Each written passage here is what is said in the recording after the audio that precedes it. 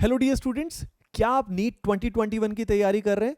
अगर आप नीट 2021 की तैयारी कर रहे हैं गाइस, तो एटीपी स्टार लेके आया है आप सभी के लिए एक exclusive batch for NEET 2021। Guys, ये जो पर्टिकुलर बैच है ये स्टार्ट हो रहा है, कब से स्टार्ट हो रहा है? अगस्त के फर्स्ट वीक से क्लासेस स्टार्ट हो रही हैं और एनरोलमेंट स्टार्ट हो रहे हैं 31 से। इसके स्पेशल फीचर्स आप देख सकते हो गाइज। लेक्चर्स बहुत ही प्लान्ड होंगे, लाइव डाउट सेशंस होंगे, पर्सनल मेंटरशिप आपको मिलेगी, उसके अलावा क्लासरूम की रेलेवेंट टेस्ट सीरीज के अलावा कोटा की एस्टीम्ड फैकल्टी आप सभी को पढ़ाने वाले हैं।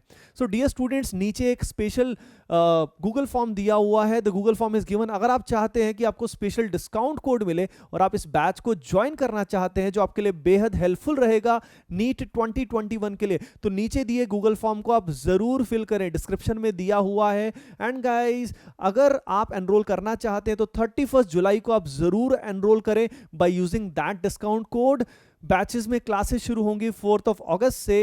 एंड गाइज, अगर आपको कोई भी डाउट है तो आप इन नंबर्स पे कॉल कर सकते हैं। Okay dear students, so make sure आप इस बैच में जरूर एनरोल करें एंड एंजॉय द वीडियो।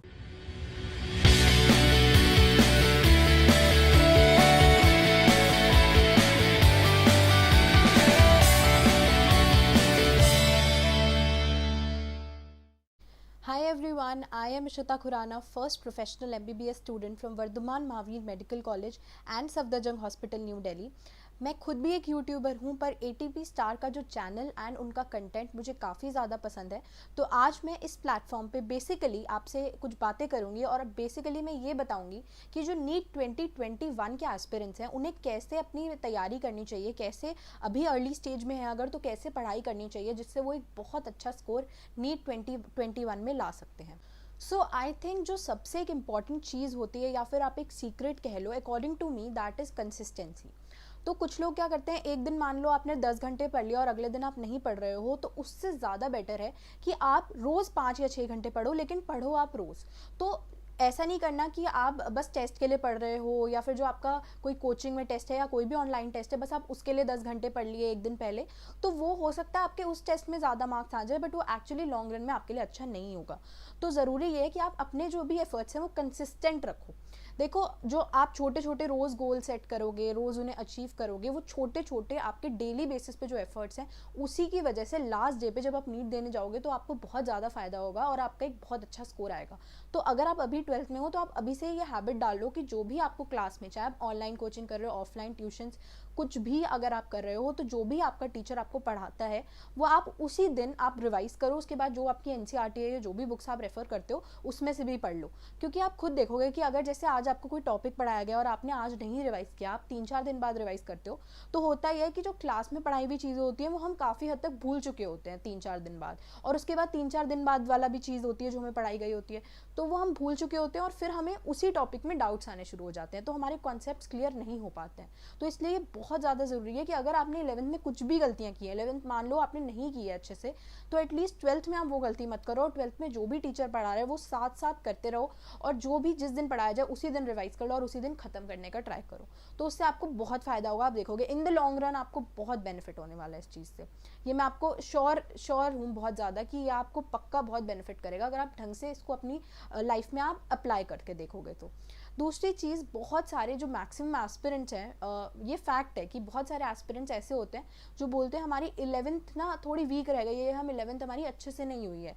तो अब ये ऐसा नहीं है कि सिर्फ आपके साथ है, बहुत सारे लोगों के साथ होता है कि हमारी 11th वीक रह गई है, क्योंकि कुछ भी रीजंस हो सकते हैं कि हम अभी 11th में नए नए आए होते हैं, हमें पता नहीं होता कि कैसे तैयारी करनी होती है, कैसे कॉम्पिटिटिव एग्जाम में हमें कैसे पढ़ना चाहिए, कैसे अप्रोच करना चाहिए। तो इसमें कोई बात नहीं, अगर ऐसा हो भी गया है तो अब उसका इतना गिल्ट या रिग्रेट नहीं लेना है, बल्कि हमें उससे सीखना है और अब उसको इम्प्रूव करने की कोशिश करनी है।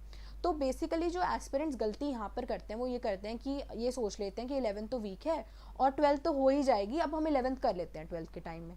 तो ये चीज़ मत करना, क्योंकि क्या होगा कि अगर आप 11th करने लगोगे फिर वही चीज़, आप वही गलती रिपीट कर रहे हो जो आपने 11th में की थी।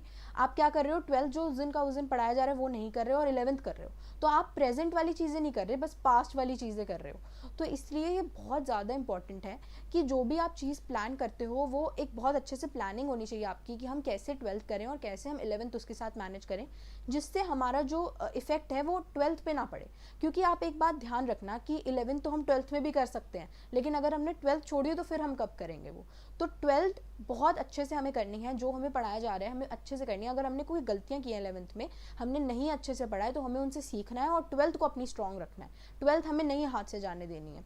और दूसरा, मुझे पर्सनली भी ऐसा लगता है कि 12th थोड़ी ज़्यादा स्कोरिंग होती है और ईजी भी होती है, क्योंकि 11th में थोड़ा हमें कॉम्प्लेक्सिटीज़ का सामना करना पड़ता है, क्योंकि हमें एकदम से नई चीज़, हम 10th के बाद आते हैं तो 11th में हमें थोड़ा समझ नहीं आता। तो इसलिए कोई ऐसी प्रॉब्लम नहीं है कि आप उससे डर जाओ। 12th अच्छे से करो, और 11th हम कैसे प्लान करेंगे वो मैं आपको बताऊंगी। तो आप क्या करो कि आप 12th जो भी आप कर रहे हो, जो आपको टीचर पढ़ा रहे हो उसके साथ साथ करो, और पर वीक आप 11th के 1 या 2 चैप्टर्स ले लो, और उनको रश मत करना कि जैसे कुछ लोग क्या करते हैं 4-5 चैप्टर्स ले लिए एक हफ्ते में और फिर कर नहीं पाते हैं। तो इसलिए 1-2 चैप्टर्स लेना, पर उनको इतने अच्छे से कर लेना 11th के कि ऐसा हो कि उसमें से अगर कोई क्वेश्चन आए तो वो हमारा गलत ना हो। और पहले ऐसे चैप्टर्स लेना जिनकी वेटेज हाई है या जो आपके वीक हैं, उस हिसाब से ले लेना थोड़ा, और वो चैप्टर्स पहले कर लेना 12th के साथ साथ। बट ऐसे करना कि 12th पे कोई इफेक्ट ना पड़े, चाहे आपको कम चैप्टर्स लेने पड़े, चाहे आप वीक का सिर्फ 1 चैप्टर करो, लेकिन करना बहुत अच्छे से। फिजिक्स का मैं आपको सजेस्ट करूंगी, एक फिजिक्स का चैप्टर ले लो, एक केमिस्ट्री का, और एनसीईआरटी ट्राई करना कि आप रीड करते रहो बीच बीच में जब भी आपको टाइम मिल रहा है, क्योंकि एनसीईआरटी 11th की भी आप कर सकते हो रीड, इसमें कोई इतना वो नहीं होगा जब भी आपको टाइम मिल रहा है। बट ट्राई ये ज़रूर करना कि 12th पे आपका किसी भी तरह का कोई भी इफेक्ट ना पड़े, क्योंकि वो बहुत ज़रूरी है। आप 12th पे पूरा अच्छे से ध्यान दो, क्योंकि 12th स्कोरिंग है और फिर आप दोबारा करने का आपके पास चांस भी नहीं होगा। दूसरा, आज जैसे अभी नीट 2020 का बहुत अनसर्टेन है, पोस्टपोन हो गया था, तो आप ये चीज़ सोच के कि हम उनका पोस्टपोन हो गया तो हमारा भी पता नहीं पोस्टपोन होगा या हमारा होगा ही नहीं या कब होगा हमें नहीं पता है, इसके चक्कर में अपना टाइम मत वेस्ट करना बिल्कुल भी।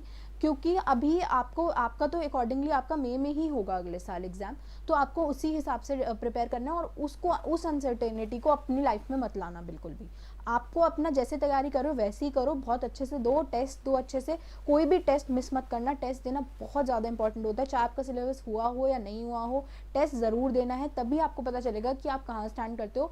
और टेस्ट के मार्क्स से भी ये नहीं कि मार्क्स से अगर कम आ गए तो बहुत ज़्यादा डिप्रेशन में चले जाना है, या अगर ज़्यादा आ गए तो बहुत ओवर कॉन्फिडेंट हो जाना है।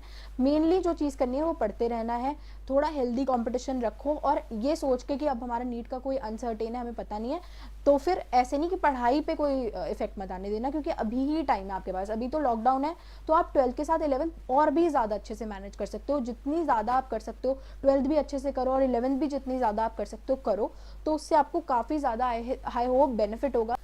I hope you liked this video, so do subscribe this channel, press the bell icon so that you don't miss any update, and see you all very soon.